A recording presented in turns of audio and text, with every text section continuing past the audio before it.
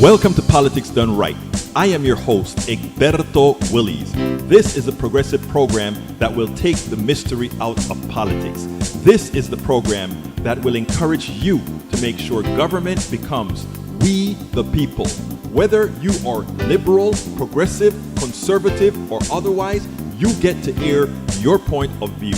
We are an independent media outlet that, unlike mainstream media beholden to corporations, we only owe allegiance to you.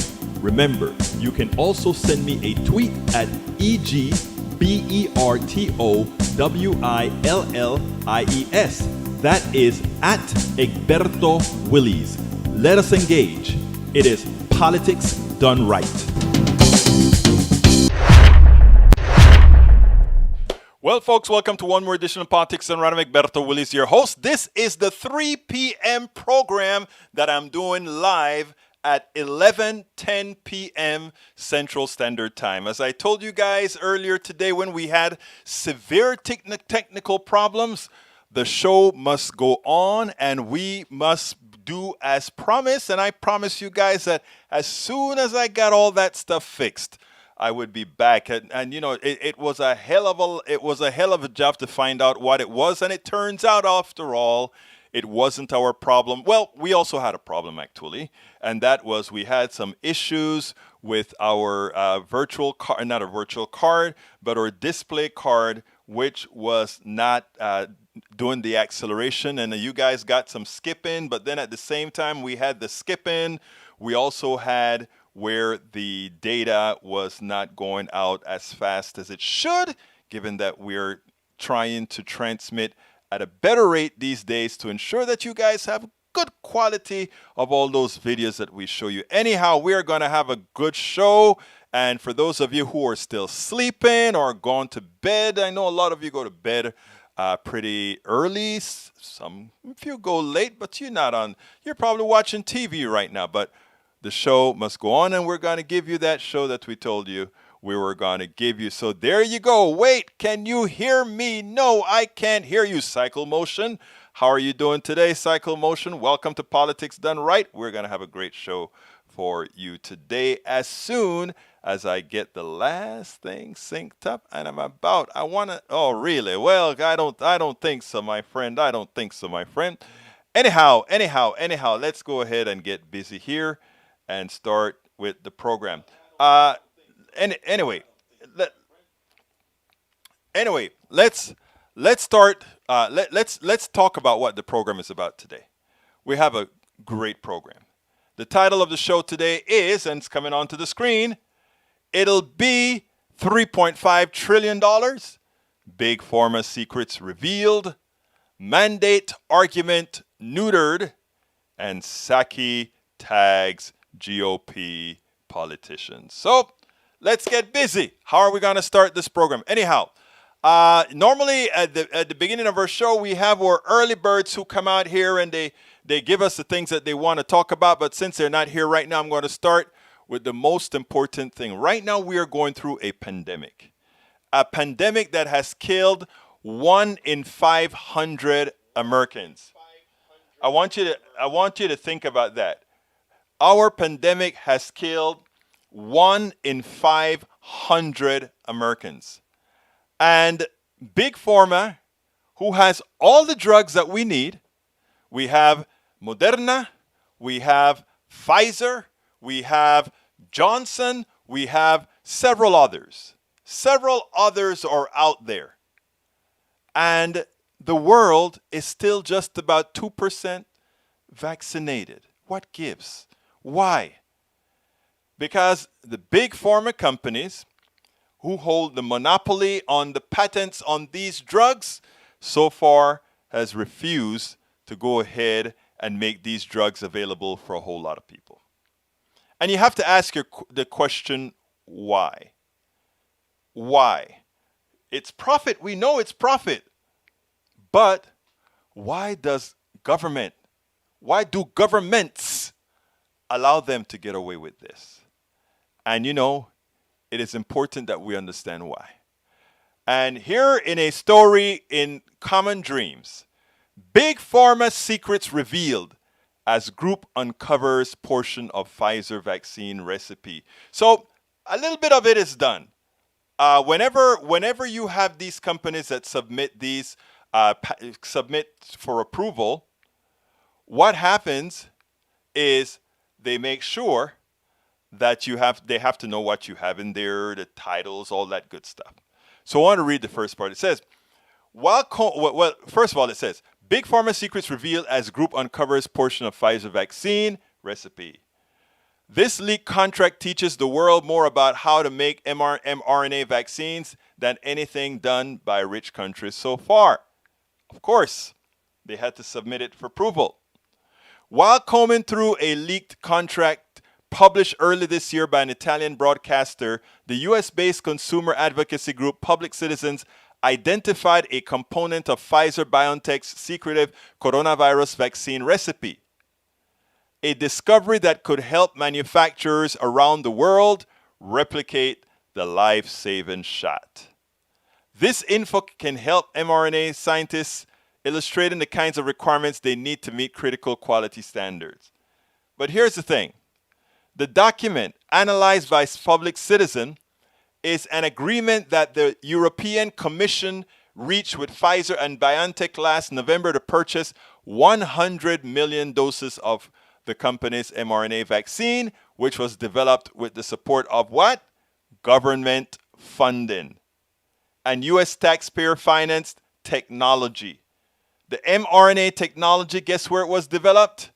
In the United States of America. And guess who funded it for Pfizer? Berlin, Germany. So you have to ask yourself, if these vaccines were financed by we the people, why is it that we are allowing these guys to make unfettered profits on these particular vaccines? Peggy Lopez, one of our afternoon folk. Well, I promised you guys that I would come back as soon as I fixed all of the problems, Peggy, and I got the problems fixed, and I said, let me go ahead and do the show so that we can have the particular show as well, not only in our database, but also on podcasts.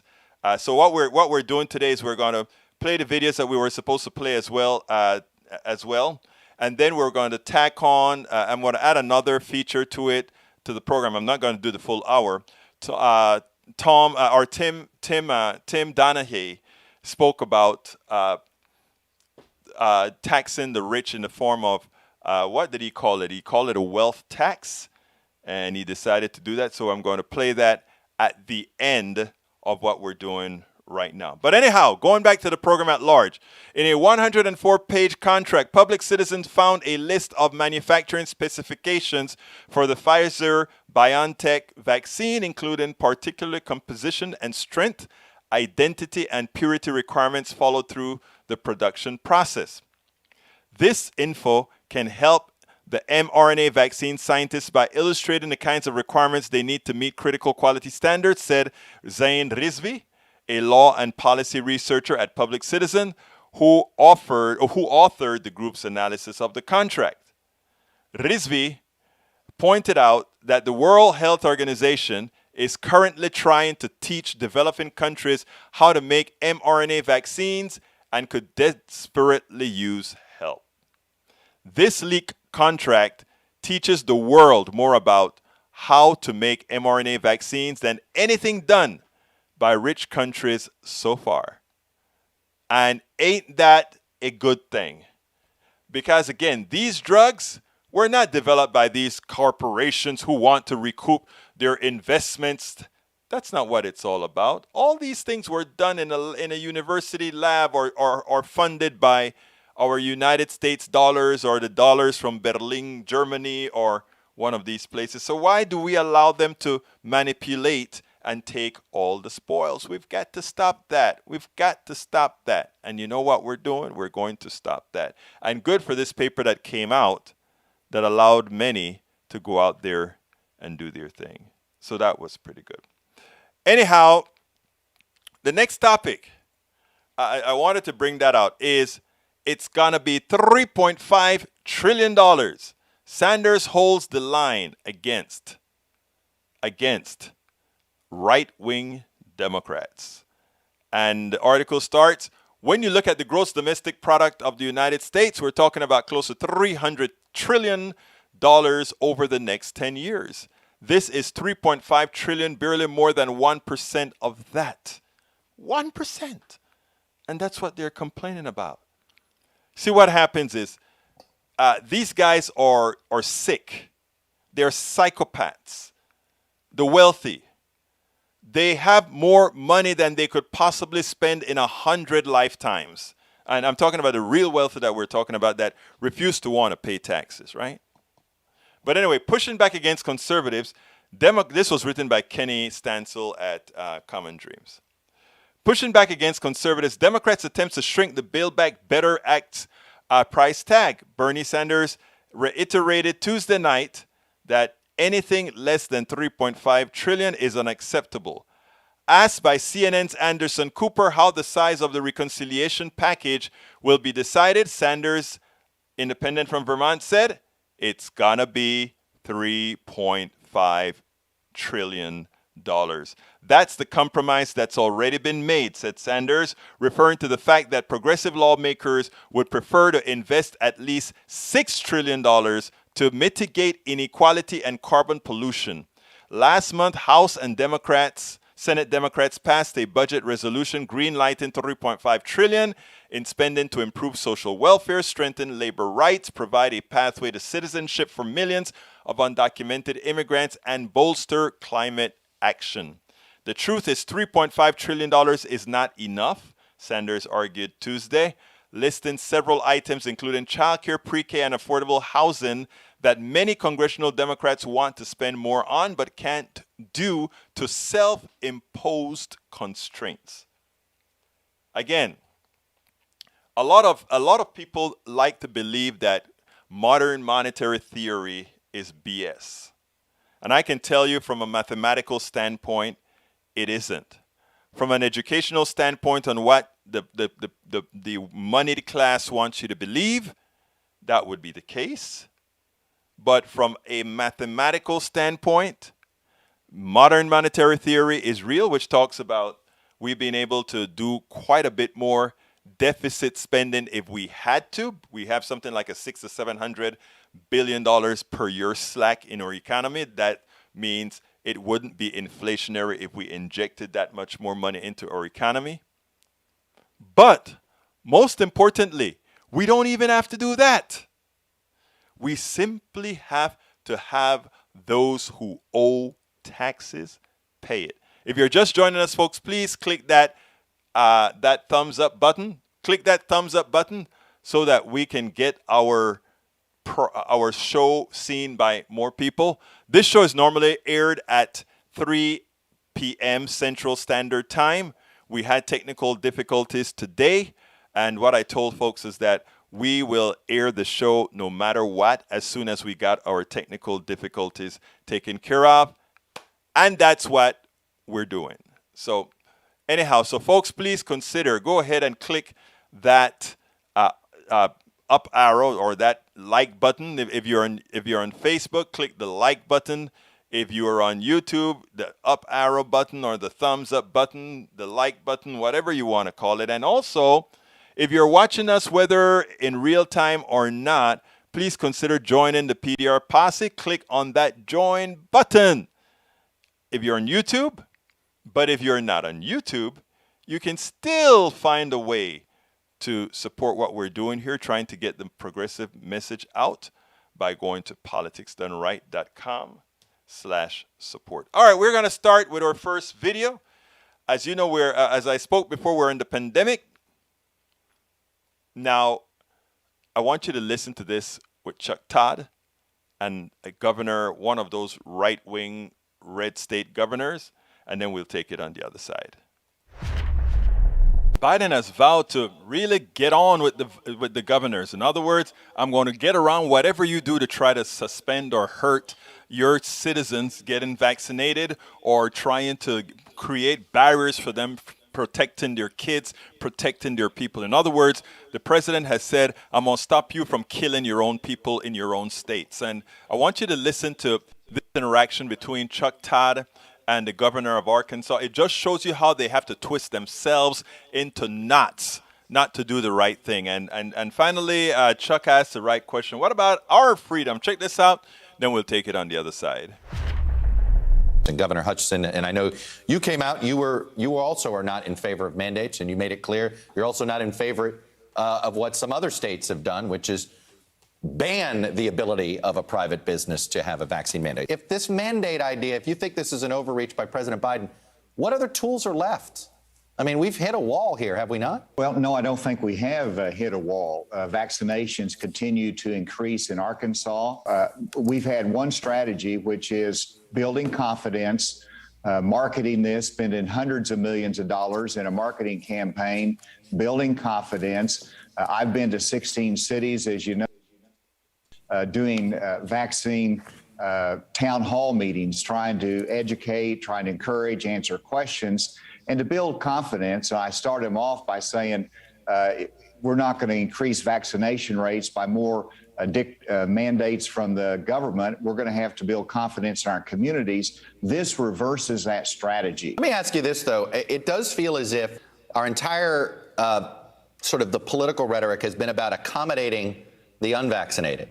What about the folks that have done the right thing and they're still at risk? Their freedoms are being denied here. The freedom to travel without feeling as if your health is at risk. I mean, I do think this personal liberty argument for this small minority has covered up the liberty that I assume you would like to have to be able to travel fairly virus-free around the state. I would, what about that? What about the freedom of those that did get vaccinated? Well, it is a matter of individual choice and individual freedom, but you always have to talk about responsibility to the community. And that's the foundation of America, is that we join together and we act not just individually, but for the good, the common good. So that is a relevant factor. But let's think through this, though, that even with smallpox vaccinations, we require those in the school. Nobody requires them in businesses. And so I think it's wrong on principle, but it's also wrong on strategy and how to get to where we all want to get, which is increased vaccination rates. I think this can have just the opposite impact. When you brought up the smallpox example, one of the reasons I think why businesses don't have to worry about it is because it is mandated in schools. Right. And it's pretty, we've done a pretty good job making sure people get it. Do you think the COVID vaccine, once it's approved, is that the best place to do the mandate? Is on the first? Well, historically, we have utilized that tool in the schools for the broad public safety. We may be to that point in our country at some point, but right now we're not even approved by the FDA for under 12. We've only had one of the vaccines that have been fully approved by the FDA. And so we're a long ways from putting that mandate in the schools, even though that we could reach that point, and it should be done on a state decision basis. Given what we've seen in France and Germany, you think that this may have the opposite effect? Their vaccination rates went up when they went with a tougher mandate on the private sector. Ultimately, if the vaccination rates go up 10 to 15 percentage points, will this have been a success? Well, if that's the only goal, you're increasing vaccination rates, and businesses are afraid of OSHA. And so if OSHA comes in with rules and they're upheld by the courts, sure, it's going to increase vaccination rates there, but at what cost? And we don't know whether that's going to work. I think we could be there on a voluntary basis just as quickly. We're moving that way nationally and at the state level. I was with a bunch of firefighters today in a community event, and this is not well received. And the consensus is, that this could build a little bit more resistance versus actually building greater acceptance. Now, that governor, all right? At least there's one thing he knows. He knows that we need to be vaccinated, and he's running around his state to talking to these people to try to get them vaccinated. But to give them plausibility, listen to how he ends. Oh, the firemen and the police officers, and remember, they are first responders, and they have a problem with the vaccine. It shows that what needs to be done is a mandate. If you're intellectually incapable of seeing the reason for doing a vaccine, if you're intellectually incapable of seeing that not having vaccine causes 11 times the amount of deaths, fills up your ICU, etc., and all those that are in the ICUs, 99% of them are unvaccinated, which means, again, that's causing the problem. If your first responders have been so misinformed in your state, if all these things are true, then the only option is a mandate. And the mandate is to protect the rest of us, as Chuck Todd said. What about us? What about our freedom? Would you allow somebody to walk around with a gun, swinging it all over, that he has or she has no control over, that can accidentally blow your head off? You won't. You would create a mandate to stop that. Well, then again, Republicans like their guns, so they may not care that a few people get blown up for having a gun. But anyhow, let's get real. The reality is a mandate is necessary, and in a society, one gives up a certain percentage of freedom in order for all of us to have a safe existence, a free, safe existence. The governor is full of it. I'm glad that Chuck Todd kind of challenged him in a couple of questions, but still, it just shows you how ideology can trump intellect in a lot of these areas. This governor knows better. And he allowed if I saw a fire that thinks, I don't know if I want to take the vaccine. Right now, we can't get rid of that person because, well, they're in short supply. But I would have that noted in the record. And the first chance we get, we have somebody that isn't intellectually capable of doing the job that he has. Because as it turns out, these people are walking guns, walking uncontrollable guns. Walking uncontrollable guns. That's what they are. In other words, the unvaccinated, they like say, oh, well, it's my right. It is your right. You don't have to put anything in your body. I mean, a government can't hold you down and force you to put something in your body. What the government can say, we the people can say is, however, we know that if you get infected and you blow on us, you can infect us, and therefore, all of us decided collectively to take this vaccine to prevent us from dying. If you decide that you don't want to take it, you put our lives at risk, so we want you to stay away from us and stay away from our places of employment, stay away from our restaurants, stay away from all these things. Now you want to integrate yourself into these domains? Take the vaccine, and then there will be no problem. Take the vaccine, and you can be a part of civilized society. If you don't want to take the vaccine, we can't force you. But please feel free to stay out of civilization. If you're just joining us, folks, please give us a thumbs up on YouTube. Please give us a like on the video on Facebook and on Twitch and everywhere else that we are. This show is normally aired at 3 p.m. Central Standard Time. 3 p.m. Central Standard Time. Today we're doing it late because we had technical difficulties early today, and I made the promise that irrespective of technical difficulties or anything, you own this show, you want this show, you support this show, and as supporters of this show, I'm going to make sure that you get your 5 Politics Done Right show every week, and your 1 Politics Done Right show on KPFT 90.1 FM Houston, Texas, every single day of the week. And of course, sometimes we come on the weekends and we give a little taste if there's a whole lot of activity happening, or if there's a whole lot of news, if there's a whole lot of stuff going on, then we go ahead and do it. Earlier today, I had a great interview with Michael Levitin. I think we're going to have it on the show tomorrow. Michael Levitin, who wrote the book. What is the name of the book that he wrote? I got to look it up.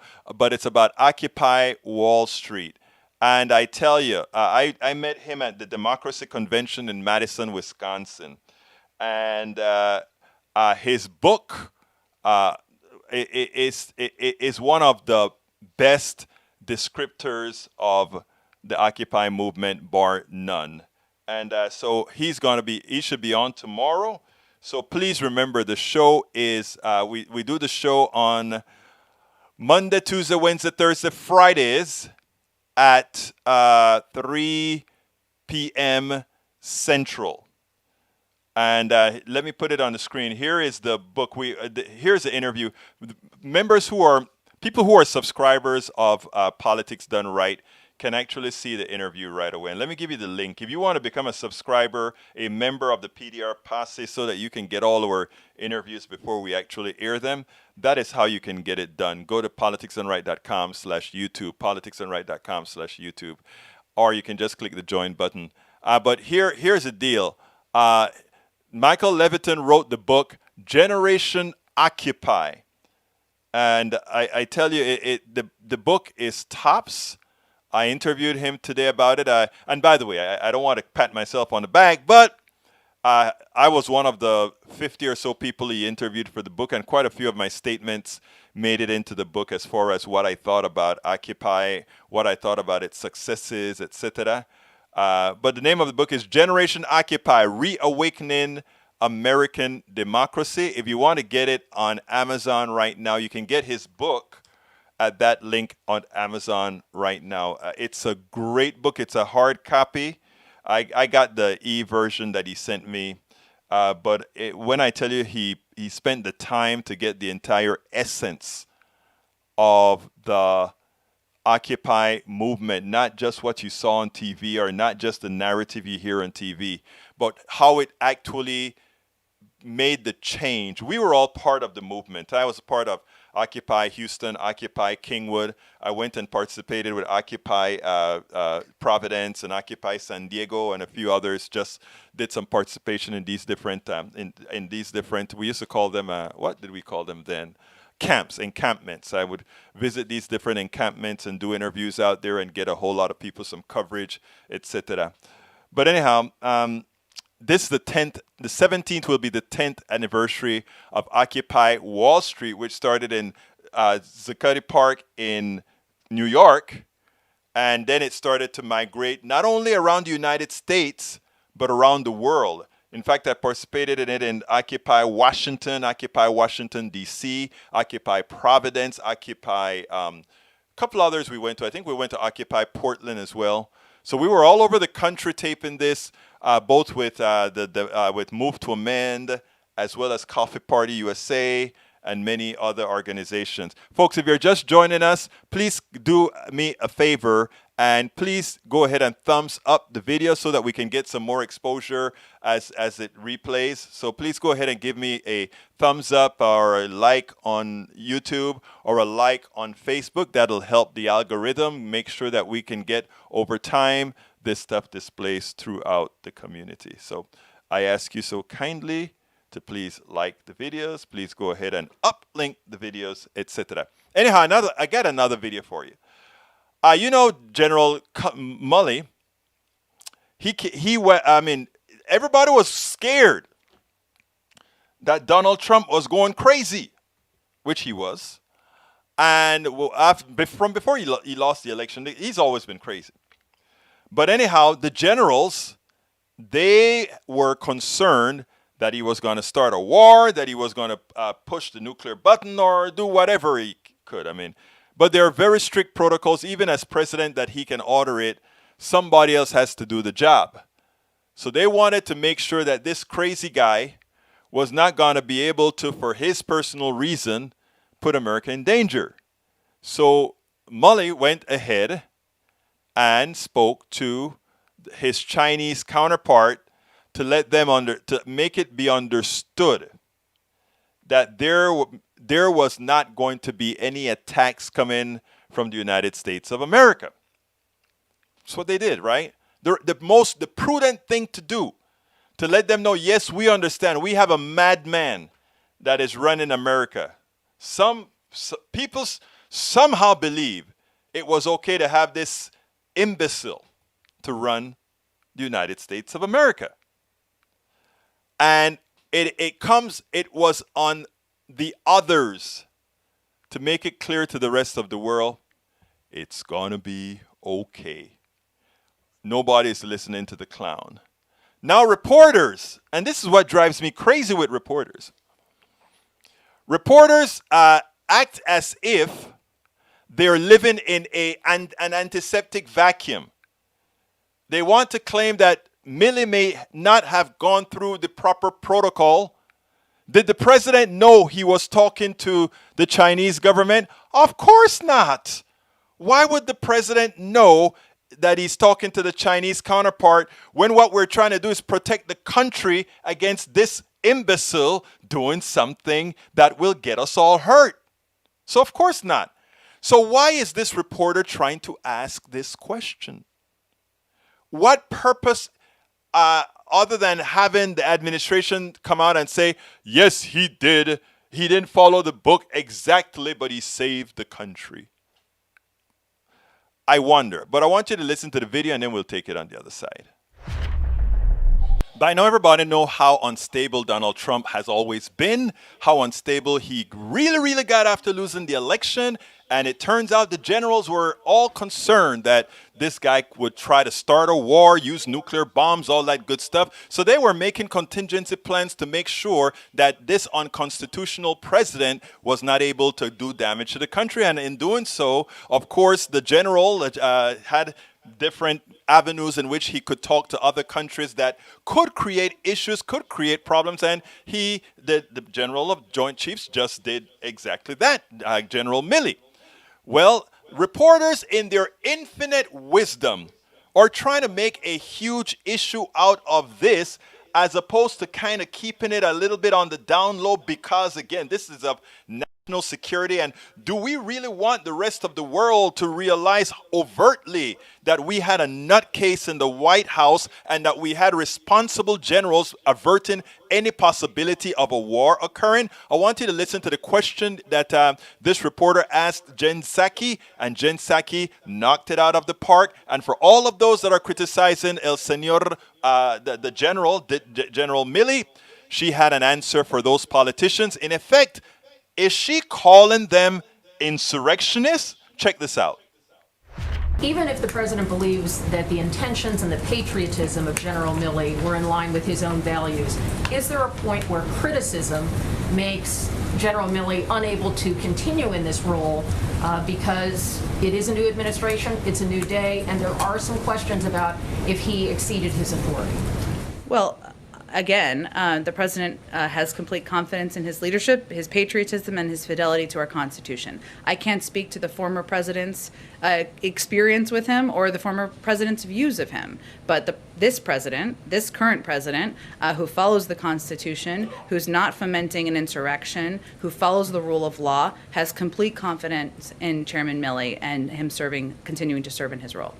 And even as Republicans may criticize it and have questions about his suitability to continue, would that be a factor that President Biden would consider, separate from his judgment about how he conducted himself before? I don't think the president is looking for the guidance of members of Congress who stood by while the president of the United States and the leader of their party fomented an insurrection, and many of them were silent. Now think about that. I don't think the president is going to be listening to these guys. Remember, these guys attempted an insurrection. They were in support of an insurrection. And instead of calling it off and telling the president, hey, guy, this has to stop, they were a part of it. A few days later, it was like nothing.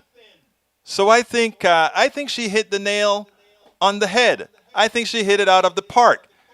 We won't listen to those who should be considered nothing more than insurrectionists when we had a general out there that was trying to prevent a nutcase of a president from allowing us to get into some sort of an unforeseen war. Excellent job.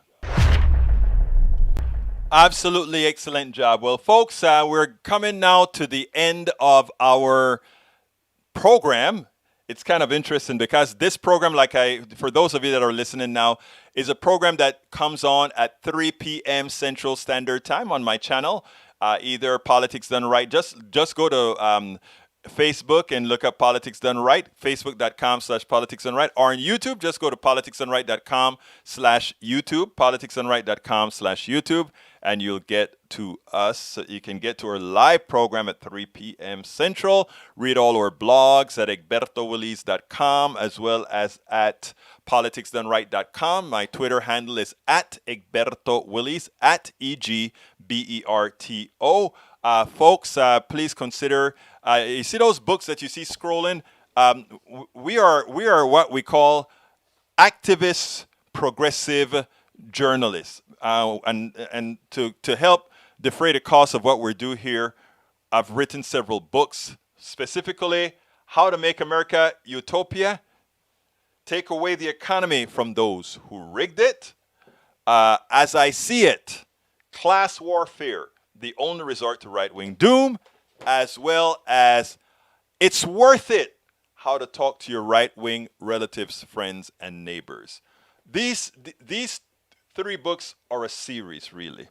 And the idea behind these books is to make sure that we have all the knowledge, the political knowledge and the understanding, so that when they come with the quackery, both from the centrist Democrats as well as from the Republicans and right-wingers, so when they come, you can understand their math is wrong. You can understand their theories on economics is wrong. You can understand that really what they're always trying to do is empower the wealthy. You understand that we do have power to get things done. You understand that the rift between the left and the right, meaning the right wing and the left wing, isn't real, but it's manufactured because they need us at each other's throats in order for us to fight each other as they take all the spoils. They even give us the equipment to fight each other. They give us the reasons to fight each other as they all stay up top, look down at us peons and laugh.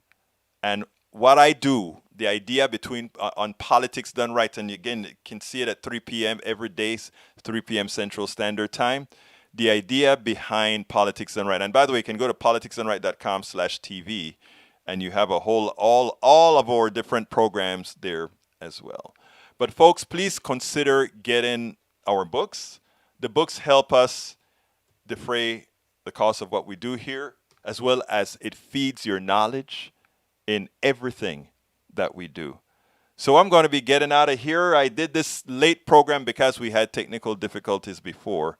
And it is incumbent. I made the promise that I was going to be back today. And when midnight started to approach, the last hour, I said I was going to do it today. I said I was going to do it today. I can't let midnight hit. And I got all the cards set up and fixed. Folks, if you're just joining us, please go ahead and click that thumbs up on YouTube Live or on that like on Facebook. Help us get into the algorithm. So if you're on YouTube, please click that up arrow or that thumbs up saying, hey, I like the program. And please visit us at 3 p.m. Central Time. Tomorrow we have 2 shows. One on KPFT 90.1 FM in Houston. That is on air, as well as on the internet. It's both on air and as on the internet. It's on air at 90.1 FM Houston, or you can go to kpft.org. That will be at noon tomorrow. And of course, every day at 3 p.m., we get the show that we do on YouTube, Twitch, Facebook Live, Periscope, Twitter, and many other platforms, LinkedIn, and many other platforms. So please hang with us. Please share all that you see us do, because the only way we're going to make this a better country, the only way we're going to make sure that it's an equitable country, a country where anyone who wants access to success has access to success, is for us to educate ourselves and make sure that we know all that we need to know to make this a better place. I promise you one thing.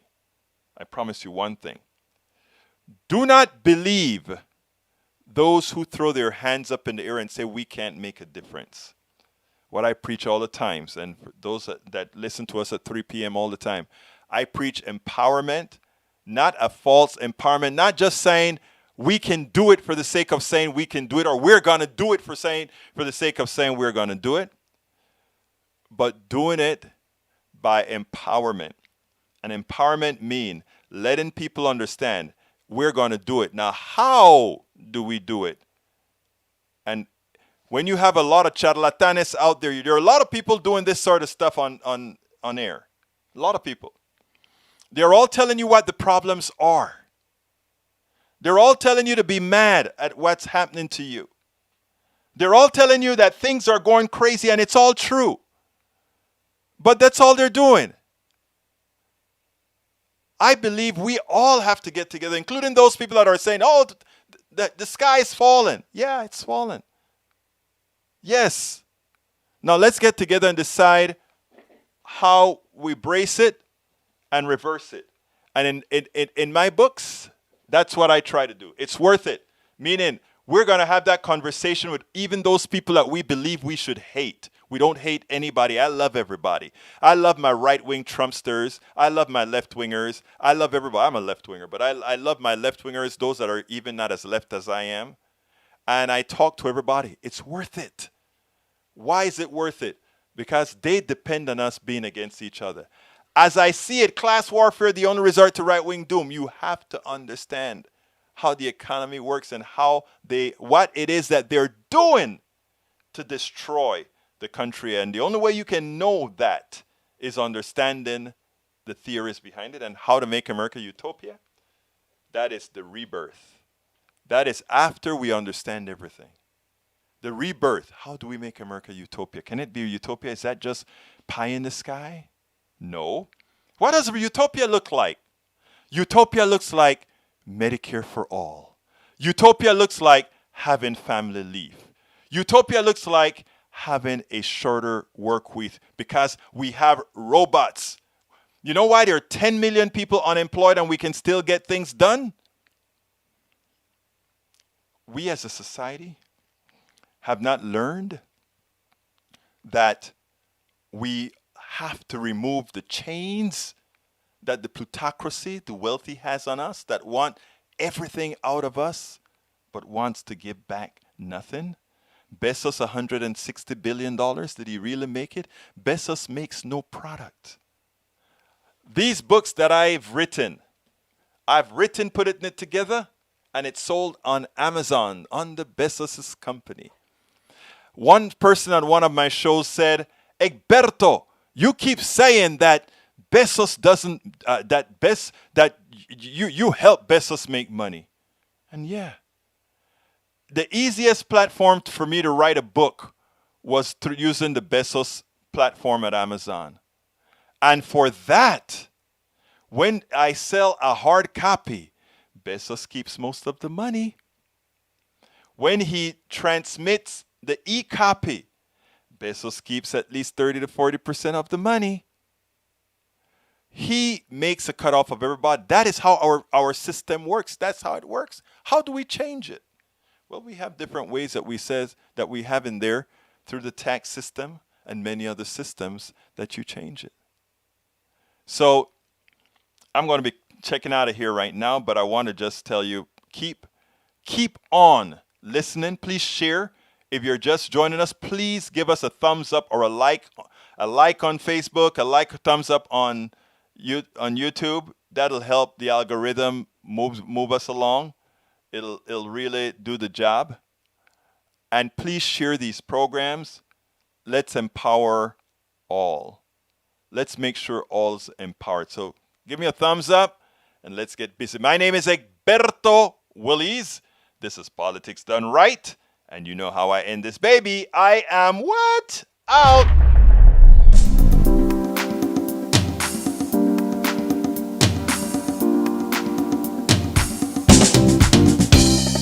Welcome to Politics Done Right.